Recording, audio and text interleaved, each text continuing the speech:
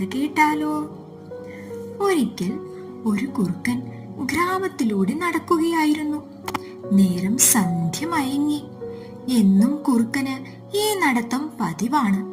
കാരണം സന്ധ്യാനേരം ആളുകളെല്ലാം വീടിനകത്തായിരിക്കുമല്ലോ. ആ സമയത്ത് വല്ല കോഴിയെയോ ചെറിയ വളർത്തുമൃഗങ്ങളെയോ പിടികൂടാമല്ലോ. ഇതും സ്വപ്നം കണ്ട് നടന്ന കുറുക്കൻ വഴിയരികിലെ കിണർ കണ്ടില്ല. ദാ കിടക്കുന്നു കാല് തെന്നി കിണറ്റ്. അവൻ കഴിവിന്റെ പരമാവധി അതിൽ നിന്നും കയറാൻ ശ്രമിച്ചെങ്കിലും നടന്നില്ല. അപ്പോഴാണ് ദാഹിച്ചു വലഞ്ഞ ഒരാട് കിണറിനടുത്തേക്ക് വന്നത്. കിണറിലേക്ക് തലയിട്ടതും അതാ ഒരു കുറുക്കൻ. ആട് ചോദിച്ചു, നിങ്ങൾ ഇവിടെ എന്തു ചെയ്യുകയാണ്?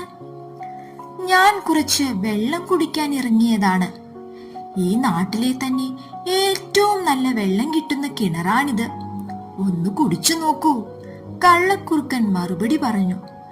രണ്ടാമതൊന്ന് ചിന്തിക്കാൻ പോലും നിൽക്കാതെ ആട് കിണറ്റിലേക്ക് ചാടി. ദാഹം തീരുവോളം വെള്ളം കുടിച്ചു. എന്നിട്ട് ചുറ്റും നോക്കി. പുറത്തേക്ക് ഇറങ്ങാൻ ഒരു വഴിയുമില്ല.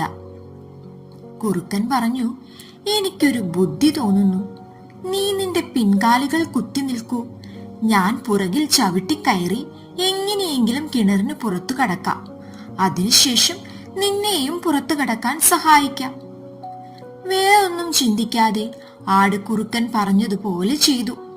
അങ്ങനെ കുറുക്കൻ കിണറിന് പുറത്തെത്തി അകലേക്ക് നടന്നു നീങ്ങി. അപ്പോഴാണ് ആടിന് തനിക്ക് പറ്റിയ അബദ്ധം മനസ്സിലായത്. ഇതാണ് പറയുന്നത്, ഏത് കാര്യം ചെയ്യുന്നതിന് മുൻപും 100 വട്ടം ആലോചിക്കണം എന്ന്.